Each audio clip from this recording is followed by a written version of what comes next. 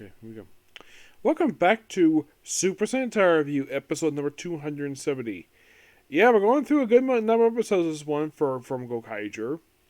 Now, of course, almost all these episodes, except for three, are tribute episodes. Yeah, 17 is not a multi tribute. It's debut a new character. That's the main reason why I'm discussing these ones. Those of you curious though, do I plan to discuss the debut of Bosco? I could at some point. I probably will, but not right now. 10, basically, I decided to skip over that one, to not talk about that one, because now I'm discussing every single episode per se. I'm discussing a good chunk of the episodes. The episodes, I decided to throw in an additional 5 because it's a final appearance of certain characters. When I get to a particular tribute episode, I'm like, why is this character gone? Oh, because we'll get to that. So in the first 2 episodes, we have basically the Shinkenger tribute, which I gotta say, it's a lot better than what I did for Samurai. It's like, oh, let's have Mentor G pop up for like 2 scenes, where he's on screen for like a couple minutes, meets up with the Rangers, and then later on we see Jared give the Red Mega Force Ranger the disc, and that's all the equipment. That's all they did. Here in this really good 2-parter, and by the way, this is actually just before Guy showed up in the series. Yes, he showed up like not long after this. So in this 2-parter, I love this 2-parter so much, and this proves the fact that Mega Force dropped the ball with the adaptation of this series. Yes, they seriously dropped the ball with this one. So basically, the whole thing, the subplot of this one is we reveal Joe's backstory. About the fact that he used to be a former soldier of the Zankiak who decided to not kill a group of children despite like he was ordered to do so. He's like, they're kids. He's like, and of course, Pearson's like, kill them. I don't freaking care. So he turns on them. And of course, his friend Sid. We also find out that Bozarg, Wazard's bodyguard, is in fact his friend Sid turned to a cyborg, which of course he kept his swordsman skills, but they wiped his memory. Oh yeah, he refers to Wars Gil as the Emperor's idiot son, because he is an idiot. So aside from the fact in this 2-part we get that introduction, so the Hurricaneger, the whole thing is that they're just walking about, and all of a sudden they're stopped by the Hurricaneger flags. And then here comes Lady Shiba, the previous head of the Shiba house, who's there because tells Marvelous, give me the Hurricaneger keys. Because couldn't do anything properly. And he's like, nope. And then of course, she duels. First she duels Marvelous over it. And then Joe steps in, duels a really good battle. And the battle's interrupted by, well, of all people, basically the Zankiak, and she proceeds to use the very same sword, which sometimes they can do this where the weapons can access the weapons outside of the morph form. So she uses the sword without her freaking Hurricaneger powers to slice up a bunch of troops. Yes. Really good. I love this. And the fact that during the course of this fight, Marvelous and Joe get wounded, but the Air 3 are perfectly fine. Eventually, she does, well, when Joe is practicing, and of course she's running through the forest, and of course you see her give the very same disc that Jared gave the Red Mega Force Ranger. But at least this was more earned, like, oh, here you go. Bye. Here it's earned, and they use it, of course, battle. We even hear the really awesome Shuriken. I love the Shuriken team. I really love this 2-parter. 14 is the Carranger tribute. Oh boy, this is a lot of fun. All about traffic safety. This was in fact the return of Red Racer. For the first time since, I kid you not, the last time anybody saw this guy, the character, not the actor actually last appeared in Hurricaneger, as a possible identity for Shinkenger, the Ranger from that one. But last time this character actually appeared was actually in Mega Ranger versus, actually no, it was Yeah, it was Mega Ranger versus Carranger. That was the last time we saw it, and of course, yeah, he aged. And here's a fun fact: did you know at one point he was married to Decca Pink's actor?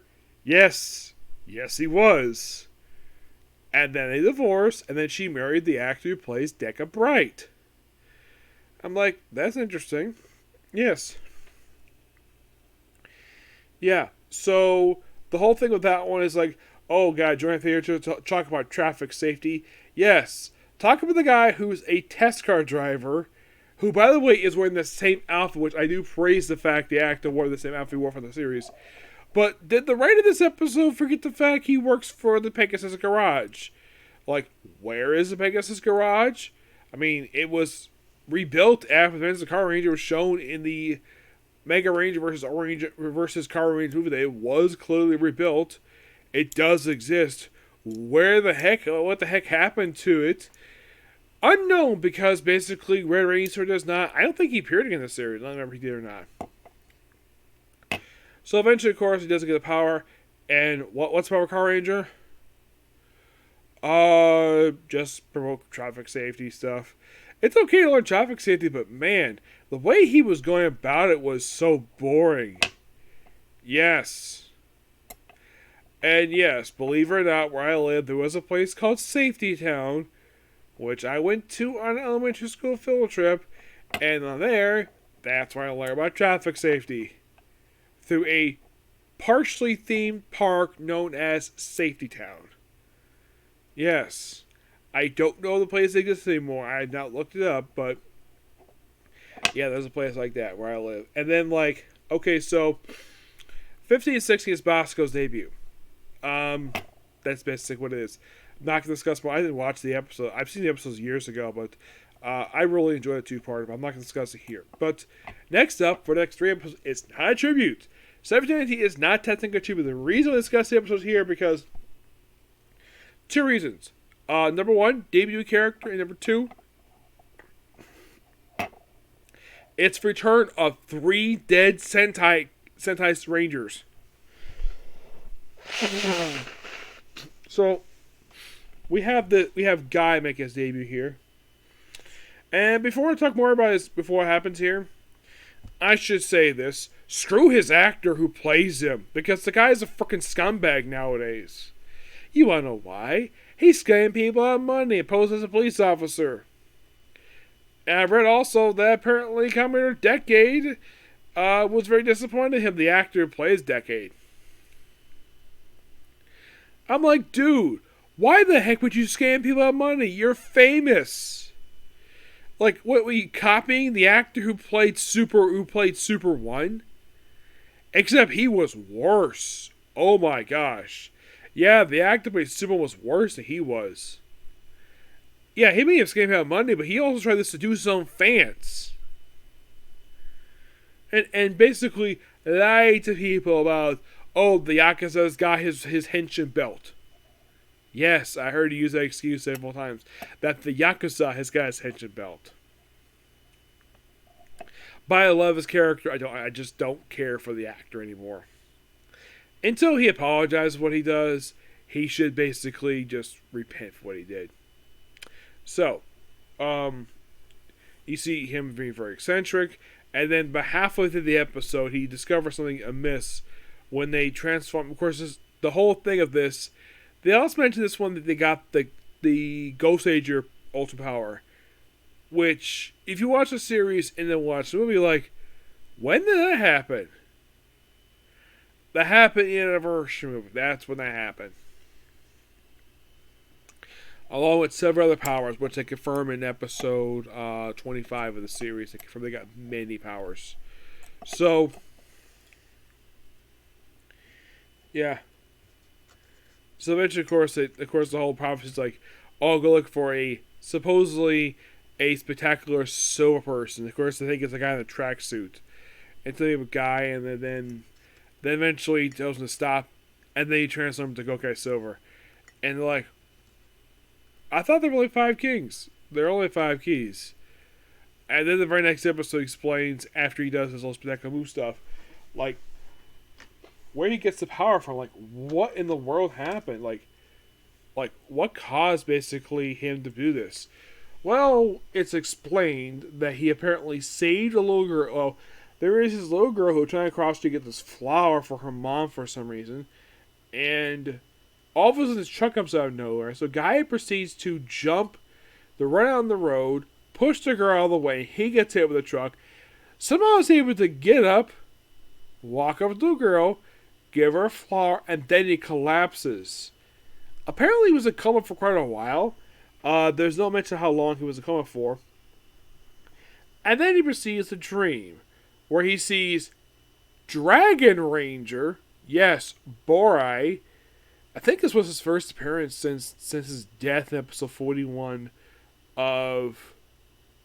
Though somehow he popped up in Legend War. Yes, because he has a key.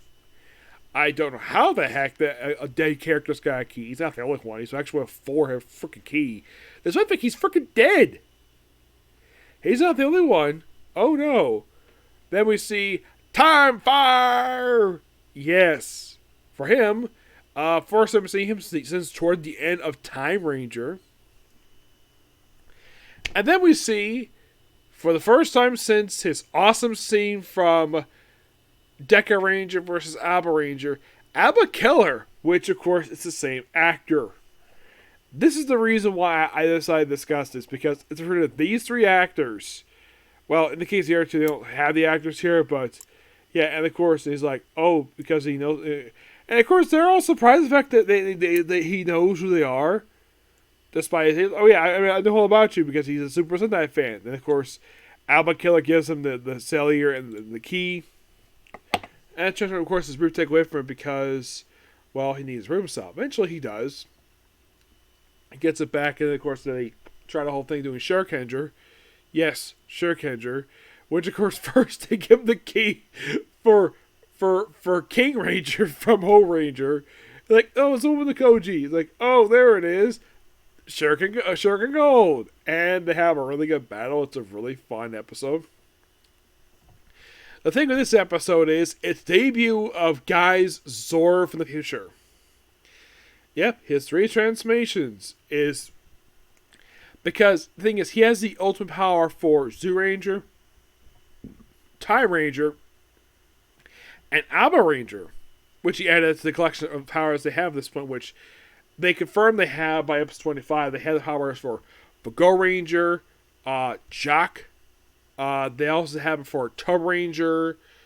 Of course, they have Zyuranger, obviously, at this point. Let's see. They have for Carranger, Gokaiger, Gingaman. They have that one. Let's see. Of course, they have the other 3. They say they have like about 21 right at about 25. Well, we'll get back to that. So, yes, and then he debuts his Zord, which has the 3 transformations talk about. The Time Ranger one, basically, Zord is the base one.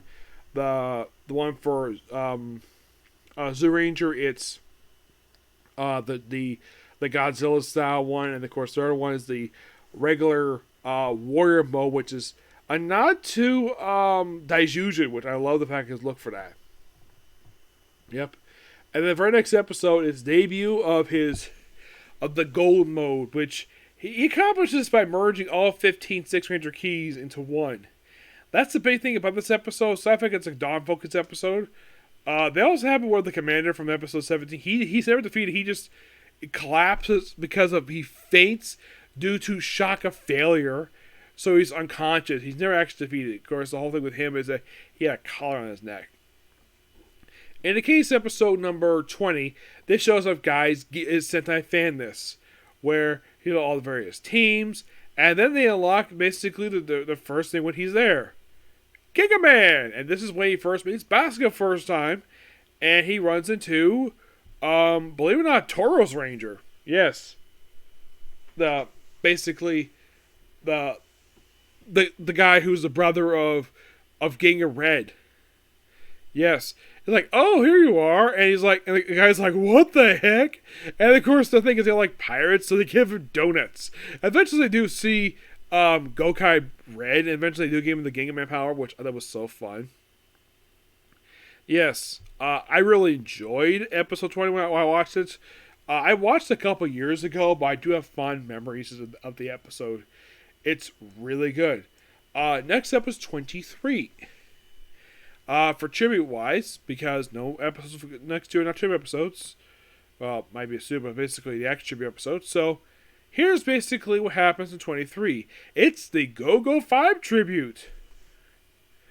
Like, oh, find some aid. And of course, guys like not exactly put two together what it is yet. So you have Guy and Marvel that's helped a bunch of old people up these large group of stairs. Eventually, it's Luca and I basically find who it is. It's Go Pink. Yes, I believe this was her first appearance since the team with Time Ranger. I think that was the last time she officially appeared in the series. At this point, this franchise, yes, I would think it was the last time she appeared. I think after this, I don't think the actress appeared ever again after this. I think her suit did, but she did not. Nope. And apparently she has the ultra power for some reason. I'm thinking, why the heck would she have it for? Yeah, and since when is it hers? This usually be one of her brothers. Now, why her? I think because she's popular, and the fact that she surprisingly looked exactly the same than she would in GoGoFive. She would go older, yes, but she looked exactly the same. Like if you look at her in GoGoFive and this show, it's like no change. The woman did not age in 10 years. Actually, I think it was because this aired about 20, like almost 12 years. The woman had not aged in 12 years. Great to see her. And then 24, not tribute episode. 24 is like a follow-up to the Carranger tribute, which for some reason they decided yet.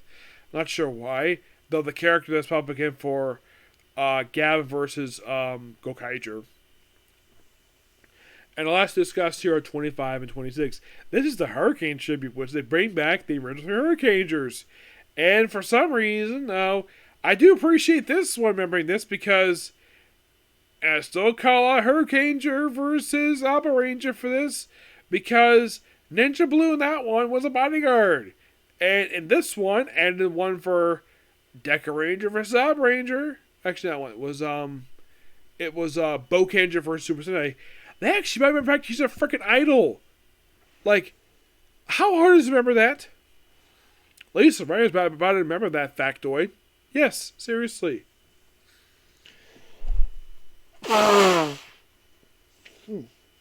Yes. Oh yeah, and also at one of the cases of Red for him, like he last appeared in Hurricane versus Alpha Ranger. And was he still doing his temp jobs? I don't remember him doing that. In the case of Yellow, they remember this one that he is a physical therapist. And I think they do remember that. I remember they actually kept their occupations, what they're up to. So, yeah. So the whole thing is that we have the sons of 2 of the 7 spears in this two-parter. One is the son of the leader of the 7 spears, and the other is the crazy one. Who's basically, it's like they brought in the same suits, made them juniors, and they're action commanders for the Zankiak. Interesting. I'm surprised they want to revive their father's dead organization. They could have just brought back their dead organization, bring the members. Nope, they just choose to work for Zankiak. Reasons. Oh, Suki does his own game something with something he did also in Hurricaneger as well. And like, I love all the interactions with the Gokaiger one. It's a really fun two-parter. We even have this awesome movie you only see for the movies. We have this massive morph sequence of 9 Rangers just taking out a bunch of grunts, and also the Micro will basically make a return to the series. First time since I think the last time they appeared was actually at the end of Hurricaneger. Great to see him again. I think next time they appear was actually a movie. That was it for these guys. But great to see these guys again. It's absolutely fun two-parter. And, well, that's also what I'm talking about here. Okay, so in case you're curious, though, Why wasn't there a Ninja Storm tribute in Super Mega Force? There was no real reason why. The information I heard, it is so baffling this happened. So, apparently 2 of the Ninja Storm actors were on the set next door to Super Mega Force. And for some strange reason, Zacker did not want these 2 guys there. You want who it was? It was the actors play Tori and Dustin.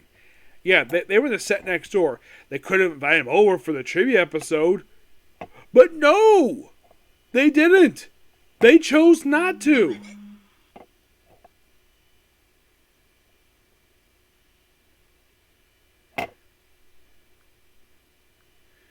Yeah, it is by far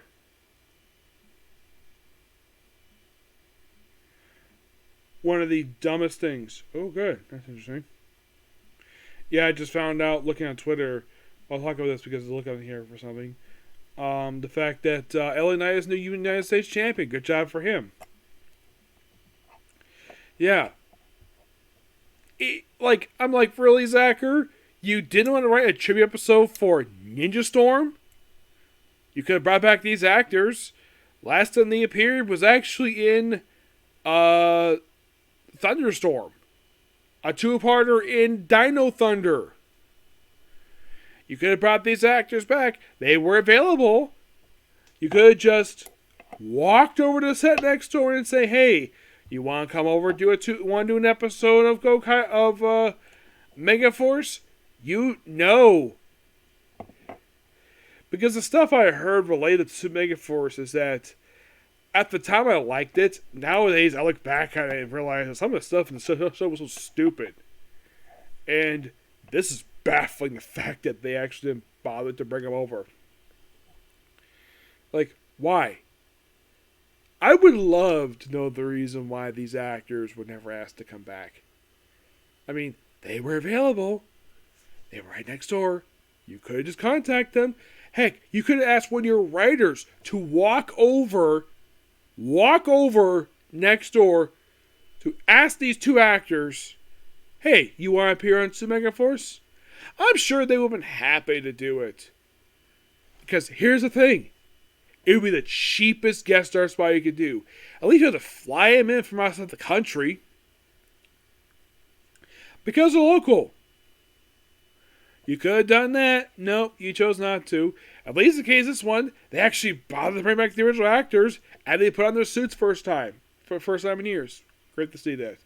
And I think in the case of the juniors, for the 7 Spears, I think it's the same actors who play in Hurricaneger. I believe it's the same people, which great to see that.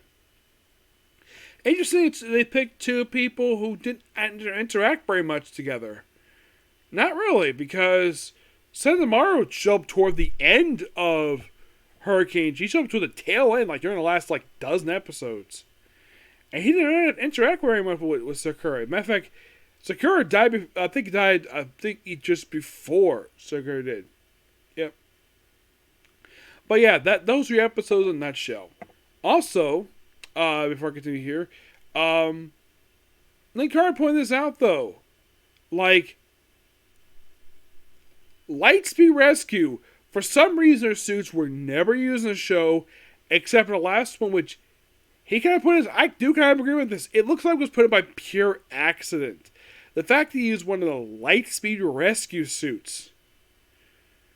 And I'm thinking what's wrong with Lightspeed Rescue? It was an awesome show.